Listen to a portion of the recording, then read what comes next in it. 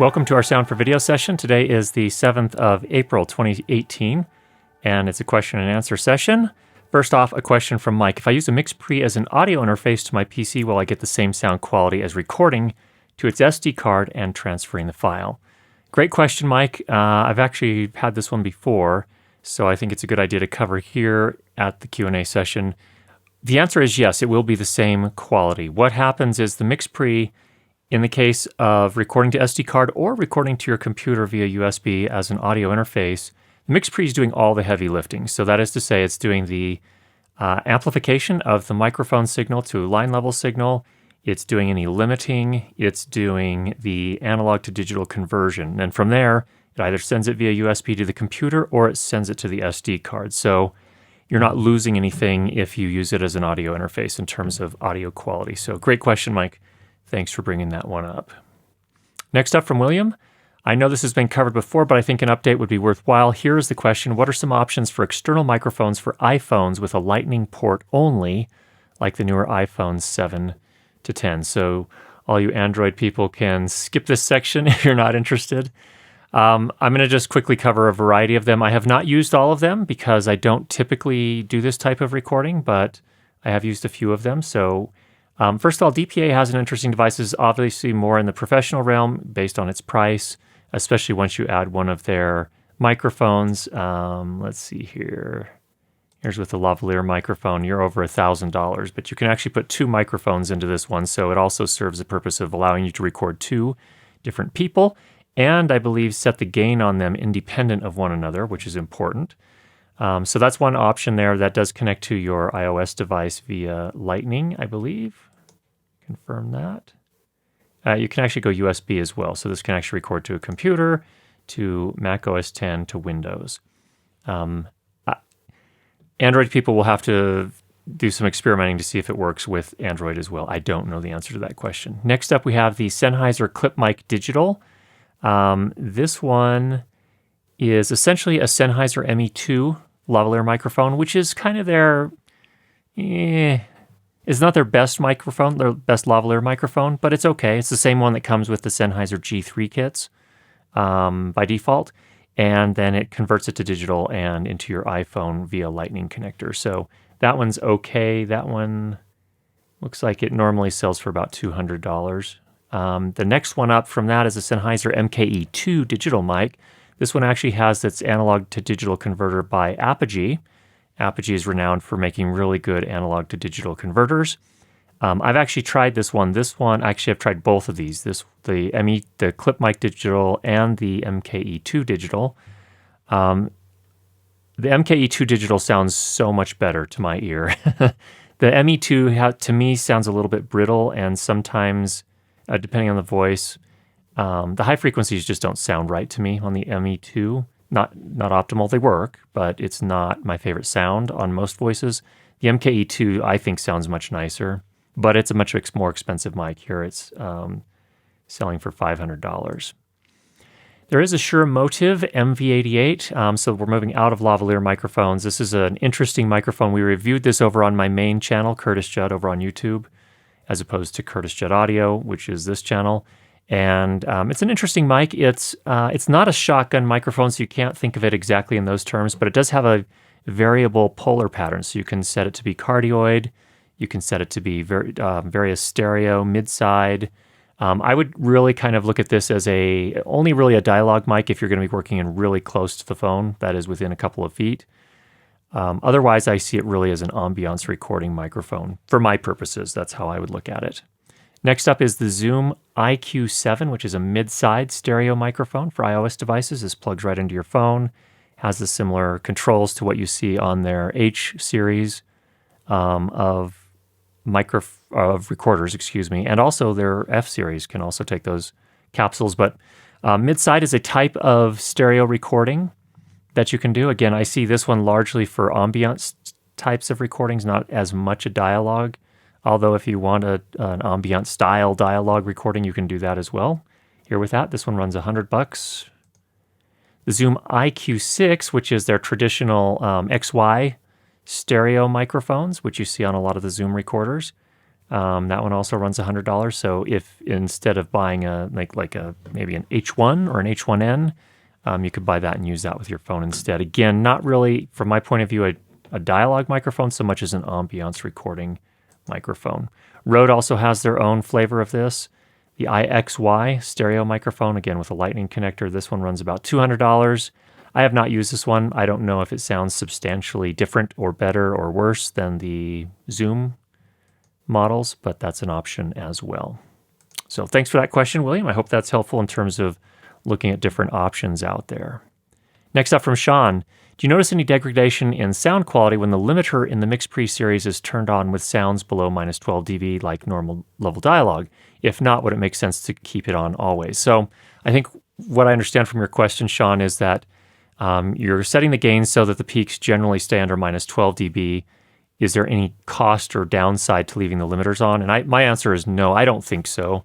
And in fact, that's typically how I record. I actually usually keep the dialogue even lower than peaking at more like minus 18, minus 24 to minus 18. Those are pretty clean preamps, so you can definitely do that. Leave yourself plenty of headroom, and then you'll only really be engaging those limiters in absolute kind of dire, transient type of circumstances. So yeah, I don't see that as a problem at all. In fact, that's the strategy I generally use, both on my MixPre and on my Sound Devices 633.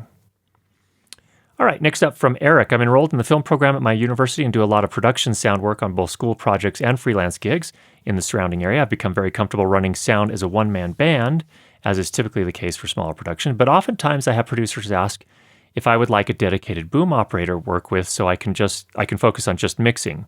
When working on large projects funded by my university, we have access to higher-end equipment such as a Sound Devices 664 and a Sound Devices MM1 portable preamp that allows a boom operator to monitor recordings easily. Most of the time, however, I only have access to my own personal kit, a Tascam DR701D, with no separate preamps. Having worked as just a boom operator before, many times I feel it's difficult to capture a consistent, solid recording without monitoring. Have you ever experienced situations like this and have any advice? I almost feel like I would be able to obtain better recordings by myself, even if I have to split attention between booming and mixing. That said, do you know of any less expensive options besides purchasing, renting something like an MM1 that would allow a dedicated boom op to monitor recordings? Those are good questions, Eric. I agree. It's absolutely critical that the boom op has to be monitoring. They have to be able to hear what's going on because they have to correct. So it's absolutely critical, and I agree with you. It doesn't make any sense to bring an extra person on set to boom op if they can't hear what's going on. So, an MM1, for those that are not familiar with it, it's essentially a little preamp that the boom op can like mount on their belt, and that makes it very easy for them to monitor and then send a longer run back to the mixer. In terms of less expensive ways to do that, the first thing that comes to mind is using wireless of some sort, for example, a Comtech. But in terms of lower cost ways to do that, if you happen to have an extra Sennheiser G4 wireless system available to you, we did have a session a while back where we talked to Greg Palmer, and he talked about how he uses a Sennheiser G4 system as a wireless hop. Actually, he was talking about sending it to camera, but you could just as well send a wireless signal from the mixer to the boom op.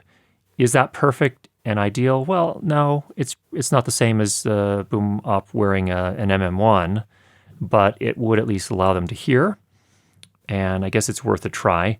So I will go ahead and put a link to this, and you can go and look and see the specifics in terms of what kind of cables and adapters you need to make that work. But again, it's just a typical Sennheiser G4 wireless system you can use in lieu of a Comtech type system. So that's kind of the main idea that came to mind in terms of less expensive ways to do that. So hopefully that's helpful, Eric. Thanks for the question.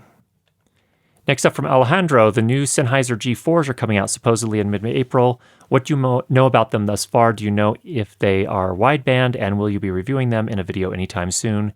Thanks for the help. Well, I don't know a ton about them. What's interesting to me is that Sennheiser's website for the G4 is surprisingly content-free. There's not a whole lot I didn't think there. However, this one blog I follow is called Wave Report, and Andrew Jones writes a lot of the articles. I really like his articles. he did some. He kind of talked about it a little bit on the day of the announcement. Now, it's important, first of all, to understand that the G4, just like the G3s, actually is an entire system that consists of not only the typical wireless body packs and the small receivers that we're typically used to using in the film world, but also things that are really made for installation sound in theaters and houses of worship and things of that nature with rack mount receivers. So it's a whole new system. So that's the first thing to understand. Secondly, there are 3 series in the G4, and they are the 100 series, the 300 series, and the 500 series. And they have different features depending on which one you go to. So again, I'll put a link to Andrew's article here. I'm not going to read the whole thing here, obviously, in our session, but you can read through that and see what the different features are. One thing that I thought was interesting is it's only the 300 and the 500 series that can supply phantom power. So if you are going to be using your boom microphone that needs phantom power using one of the Sennheiser G4 systems, you will need to go with the 300 or the 500 series, not just the 100 series. And those are significantly, well, I don't know what the pricing is yet on the G4, but on the G3, certainly they were more expensive. What he did say is that the most shocking thing about the G4 is what is missing from his standpoint. Number one, a dual receiver. So on the Sony system, we know there's a dual receiver. A lot of the higher end systems like the Electrosonics, I believe Zaxcom, and also Audio Limited all have dual receivers. So they can actually receive 2 channels of audio. So you can have 2 different people wired up with their wireless mics and their body pack transmitters going back to one receiver that's a dual channel receiver. So G4 does not appear to offer that. It does not appear to have moved to digital UHF transmission, so a lot of the higher end professional systems do that. From what we can tell so far, it looks like the G4 is a strictly analog system. It looks like they've upgraded the companders. Companders are what essentially, at the transmitter, they will actually compress the audio signal, and at the receiver, it will expand it back out. The reason they do that is it makes it more easier and more reliable to transmit that audio. But there is potentially with companders an audio quality hit. I think Sennheiser's done a nice job implementing that, so I've never, it's always seemed pretty good to me, but evidently they have, from what we can tell, they haven't said anything about upgrading those companders, so they appear to be the same ones that they're using on the G3. And then, of course, they haven't added phantom power to the 100 series. So anyway, those are some interesting thoughts. I am going to NAB next week, so I will plan to go by the Sennheiser booth and try to find out a little bit more about the G4 system. And yes, I am hoping to review them as well. So thanks, Alejandro, for the questions on that. Next up, Sudanto, I have a couple questions about using budget-friendly lav mics on the MixPre 3. Okay, first, I'm surprised at how much gain I have to add for the talks I'm recording, minus 40 dB for the max, and I definitely need more gain with some of the quiet talks I record from various monks. I can use a fader to boost the levels, but I'm confused about the relative merits of lowering the gain and relying on the faders to get overall good recording levels. Are both these settings merely controlling a single preamp? Any recommendation here? And then he puts his settings below. Well, the way I generally think about it is I use the gain setting to get everything kind of roughly in the area I need it. And then the fader, what the fader does is control how much of the signal from that channel is sent to the mix, sent to the stereo left-right mix. So they're really separate things. They do different things.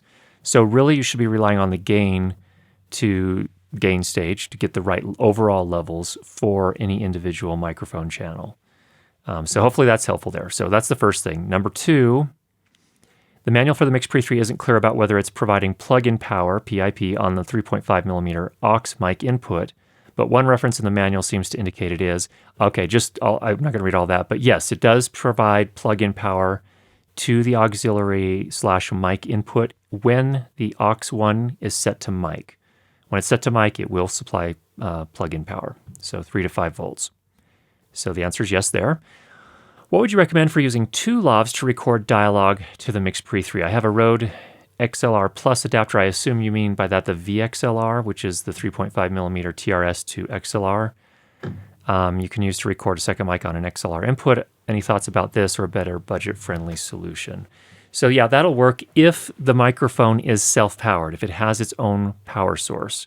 So the Aperture A lav falls into that category. It does have its own power source. So that, I think, will work okay in this scenario. However, the other two mics you listed here both need power. So they would need to use the auxiliary input. So you could use one of those two on the auxiliary. And I'm not 100% sure, but I believe that the Aperture supplies all the power it needs. It does not need additional power. And that should be able to come in via the XLR adapter. So that would be my thought there. Now, in terms of audio levels, you listed what you were getting here. I actually increased the gain level. I used the Aperture A-Lav. I had to put the gain at about 50 dB. When I did that, we would peak about -12. That was a little hot, so I'd really probably run it more like 45 decibels of gain. I also tested the JK mic J044. I set the gain on that to about 40, and I was peaking out at about -18 dB. So, it has to do with microphone placement, but that's about the same as what you're getting, and that's perfectly fine. Here's the thing. You have invested in a MixPre 3. The MixPre 3 has amazing preamplifiers, and so -14 is great because you're getting plenty of headroom there, and you're going to, in post, you're going to do the loudness normalization. So that's perfectly acceptable. I don't see that as a problem at all.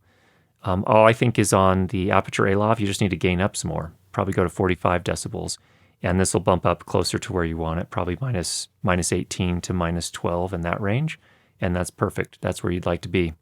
That gives you enough headroom. So if the whomever you're recording suddenly gets very loud, you still have some headroom. You've also got the limiter.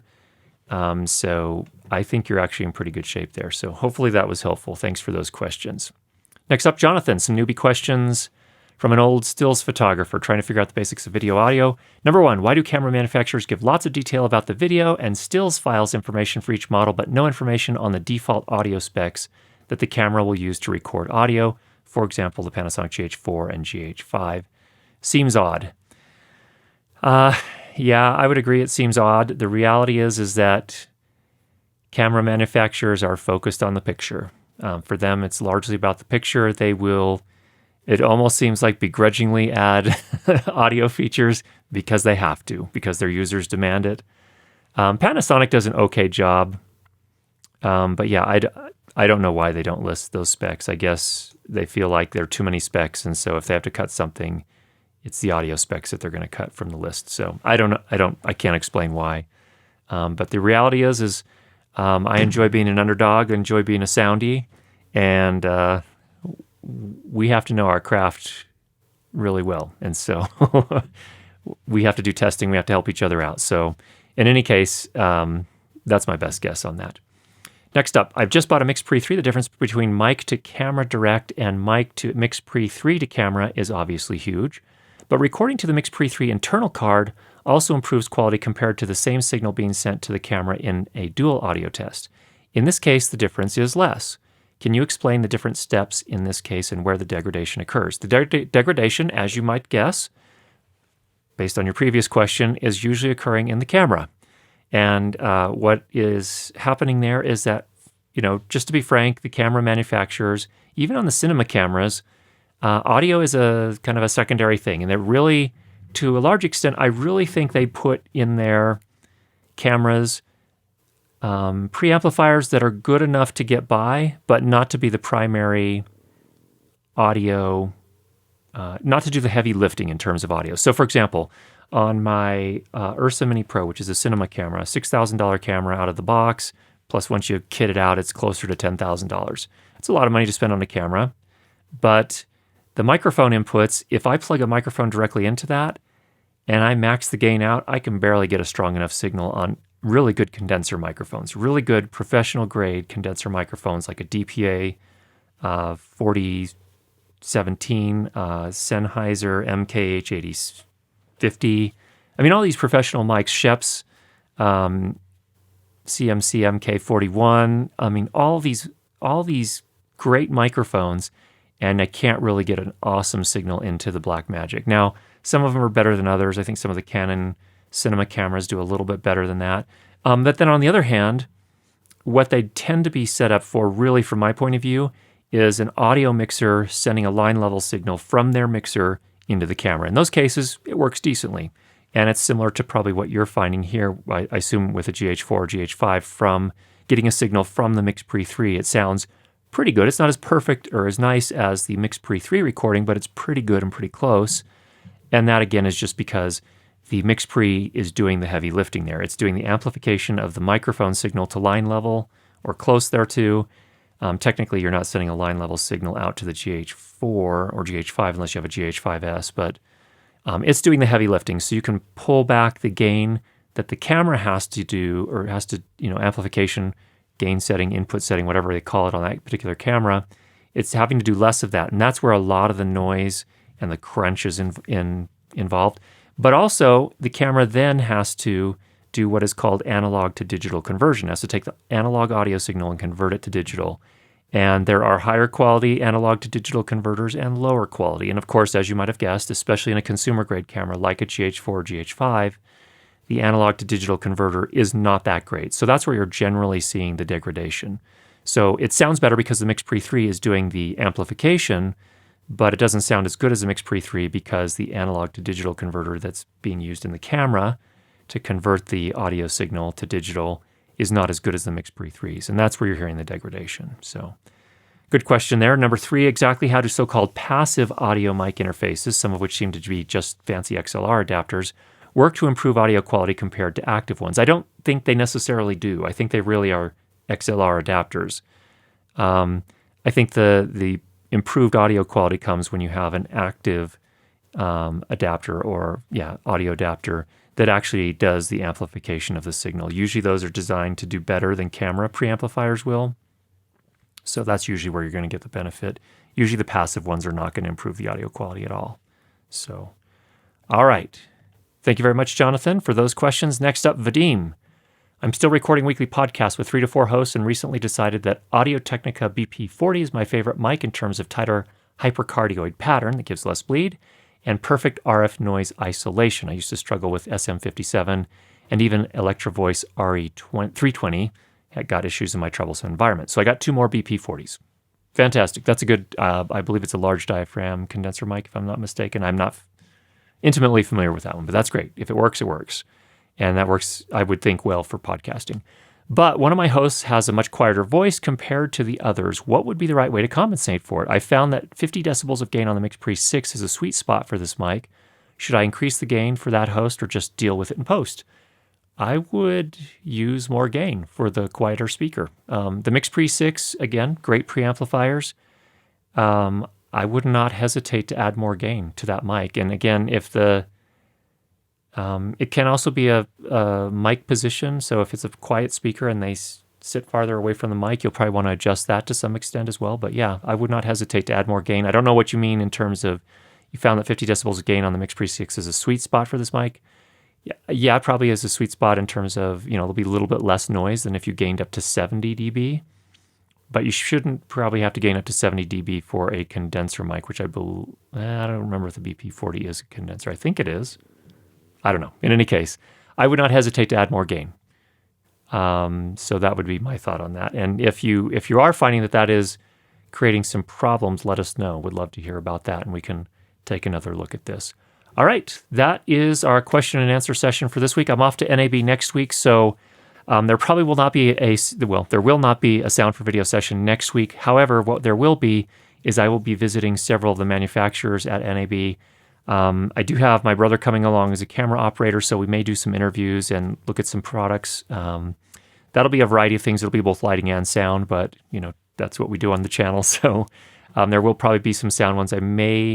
We'll see how it goes. I definitely have a time slot set up with Sound Devices and also a time slot with Audio Limited, which was recently purchased by Sound Devices. They are makers of professional grade wireless microphone systems.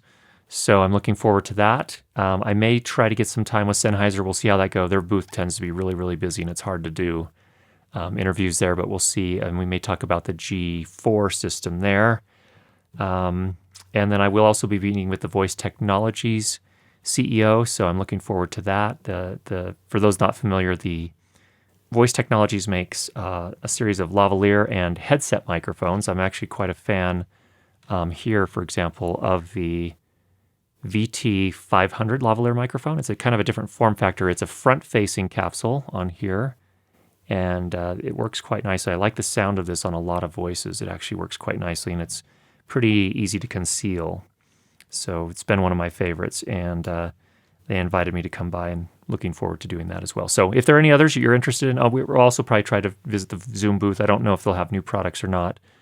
But then there's also another company called, I think I can talk about this. Andrew Jones, again, the fellow that I referred to earlier on the blog Wave Report, invited me to come to a booth that he'll be at. It's called Deity Microphones. So looks like we have a new manufacturer in the microphone space. So we'll go take a look and see what they've got going. All right. Thanks again for the questions. Hope you're getting out there and making some great sound. And we will talk to you again soon. Take care, everybody.